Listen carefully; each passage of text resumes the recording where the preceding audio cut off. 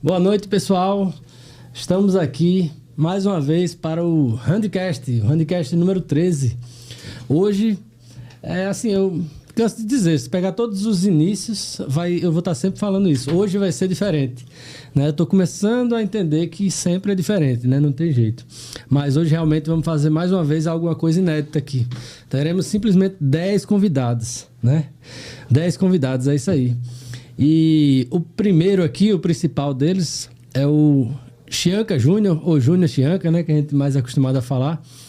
Um dos organizadores aí dos Jogos dos Ex-Alunos de Handebol, Gexal, né? Então, estamos aqui, atleta também, né?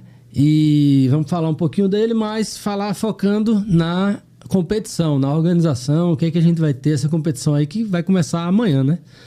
Então, fica à vontade aí, Chianca. Quem é você, em poucas palavras aí, pra gente começar logo a falar dos jogos. Primeiramente, boa noite, né? Boa noite a todos. Obrigado ao Toé, ao Handicast, pela oportunidade de estar divulgando, trazendo a competição aqui para a comunidade handebolística do Rio Grande do Norte, né?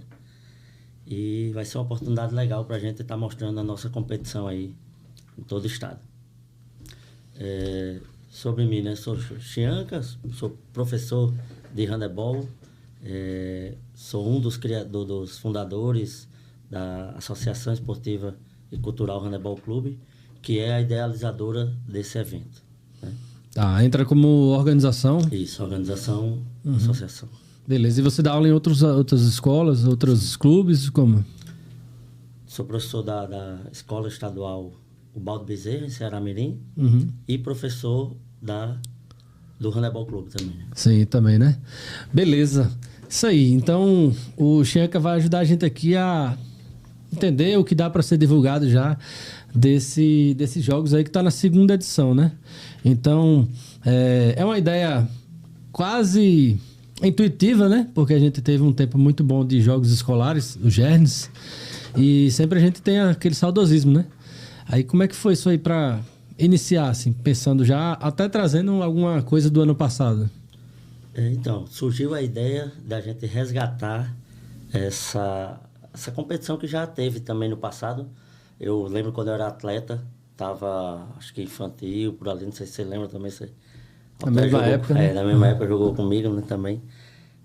Teve uma competição pequena, inicial, acho que teve uns 2 anos. Inclusive foi lá no Maristela, a escola que a gente representava, né? E depois de um tempo a gente foi pensando em uma competição, vendo o movimento Master crescer, muitos adeptos. Só que a gente, André sempre, que é um dos organizadores também da competição, professor André, né? Isso, frisava que o Master hoje no Rio Grande do Norte estava forte, mas só estava se resumindo a 1 ou 2 equipes no máximo, né? Que poderia abranger mais equipes e trazer mais gente para o movimento Master e para a prática do handebol em si, né? Que foi num período que estava finalizado o estadual, vai ter, não vai, então a gente meio que quis fazer uma competição que não competisse com o estadual, que não fosse de clubes e que pudesse resgatar esse público. Sim. Porque o ano passado, eu acho que se você pegar a maioria desses atletas e disser assim, vamos jogar uma competição representando o clube tal, a maioria não iria. Eu acho que essa questão dos jogos dos ex-alunos, de você estar pegando, reviver, usar aquela camisa que você usou por tanto tempo, representando sua escola, né? Faz o movimento desses jogos ser diferente, faz aquele motivação aquele mais, clima, né? de nostalgia, aquele clima de rivalidade junto da amizade, foi o que a gente viu na primeira edição. O movimento Master ele já traz essa questão de nostalgia, se encontrar antigos adversários, antigos amigos e reviver, né, aquele momento.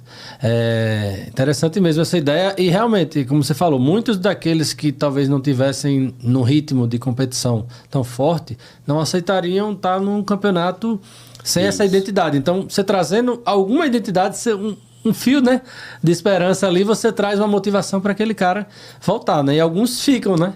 Isso. Eu acho que foi justamente isso, despertou em alguns que se fosse qualquer outra competição não iria participar. Mas em ter novamente essa possibilidade de representar a escola, acho que como Geleia, Jefferson Geleia, que é o goleiro da ABB, foi goleiro de Salesiano, né? Falou bem no texto pós-competição. Acho que todo mundo se sentiu com 16 anos novamente. Né? Foi muito emocionante aquele depoimento, né? Todo mundo se sentiu o adolescente novamente jogando, representando sua escola. Isso mesmo. E vamos falar da competição. Eles vão ter 2 categorias, né? Isso.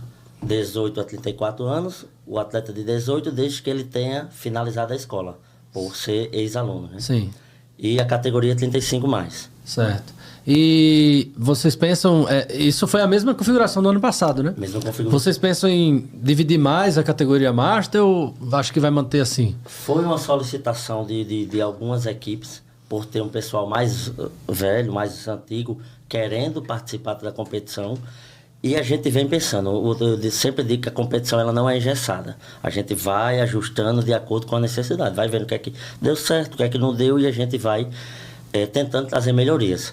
Eu acredito que no momento atual, eu acho que ela precisa se fortalecer um pouco mais. A gente esperava realmente que esse ano tivesse no mínimo 6 e 6, chegou muito próximo disso. Tem quantas equipes? 10 equipes, 5 em cada categoria. Certo. E o ano passado teve 3 equipes, né? No 18 mais. Isso, 3 equipes e no 18. No de 35 foram 6. 6 equipes. Eu tava olhando até, né, a tabela e tal. Então, das 3 equipes do 18 mais, era do Salesiano, do Neves e do Marista. Elas se mantiveram. Não, do Sagrada, desculpa. Que foi o atual campeão. Né? Aí esse ano agregou a do Marista e o Colégio Mestre. Isso. Né?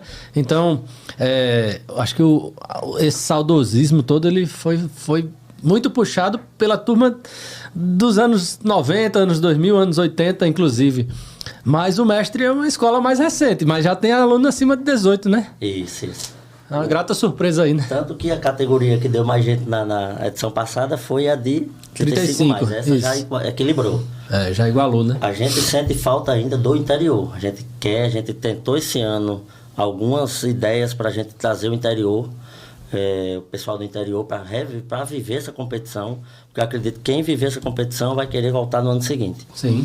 Mas, infelizmente, ainda não foi possível. Vamos tentar trabalhar mais para a gente conseguir que esse público também venha. Mas é isso, né? Vai tentando fazer pesquisa, fazer uma sondagem, né? E ver se vai fechando a equipe. Eu vi que vocês colocaram no regulamento, até permitindo equipes de cidades do interior fazer todo juntar, né? Juntar para fazer uma equipe. Isso. Ainda não foi dessa vez, mas provavelmente é alguma ideia que vai vingar sim. Isso.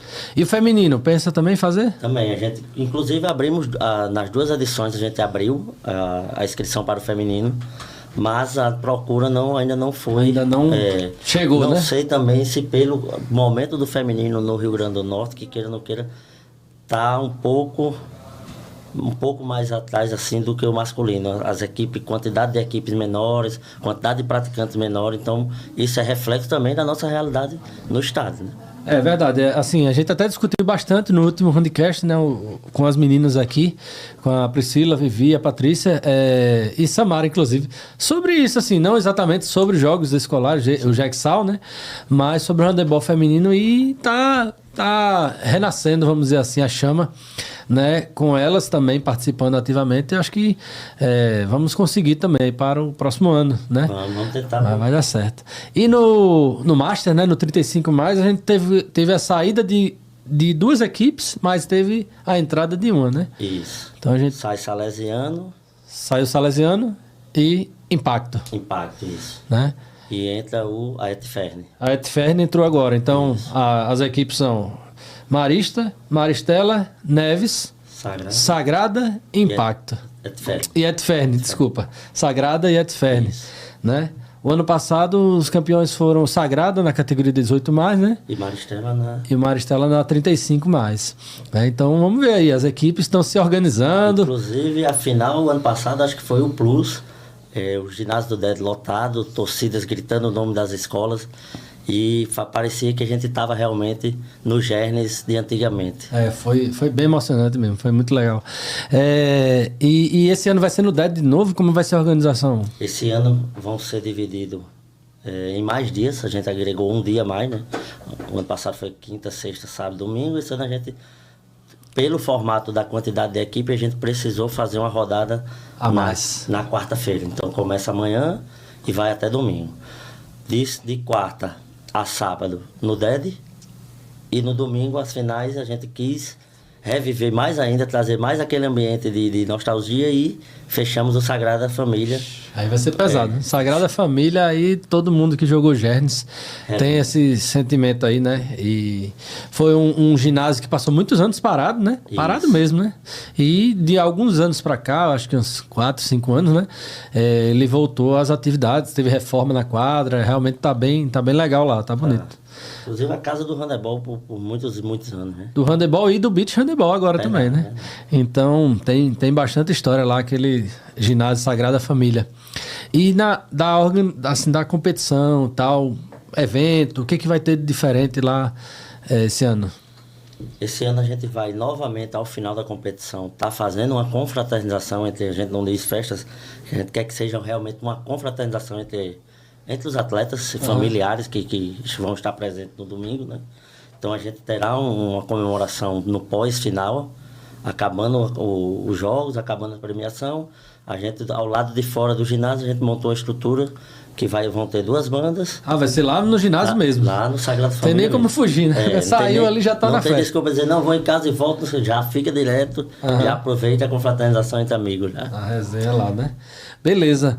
Pessoal, vocês estão vendo esse bate-bola aqui, o negócio tá igual um jogo mesmo, né? Tá ligeiro pra lá e pra cá, porque a dinâmica hoje vai ser essa, né? Então, a gente tá falando aqui com o Chianca sobre a competição, sobre a organização, e daqui a pouco a gente vai começar a chamar as equipes. Então a gente escalou as equipes aqui às 10, né? E vamos chamar aqui um representante de cada equipe, como vocês viram nos anúncios, para eles falarem a expectativa, como é que tá isso aí, como é que tá essa competição, né? Só um parênteses, como você falou da Casa do Beach Handebol, a gente também tem a intenção esse ano em estar formando os jogos dos ex-alunos de Beach Handebol. Já para esse ano mesmo? Esse ano, a gente tentou ano passado, não foi possível.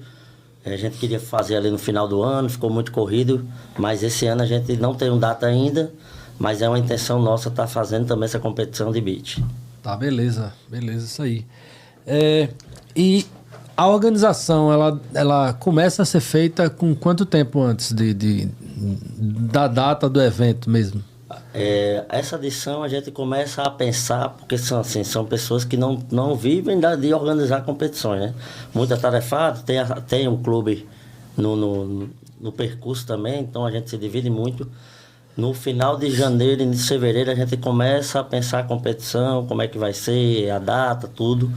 Que foi até um pouco tardio esse ano, confesso que a gente deixou para lançar muito em cima. Acho que 1 mês e meio antes, já foi um pouco em cima. Mas para o próximo ano a gente espera que até o meio do ano a gente já tenha data, já tenha tudo lançado para o próximo ano. Sou muito defensor da questão da antecedência, do planejamento. Então, quanto mais você já joga a data, todo mundo já começa a pensar naquela data, como seu compromisso, como seus compromissos de viagem, como negar outras coisas, que cada vez que você escolhe uma, você nega outras.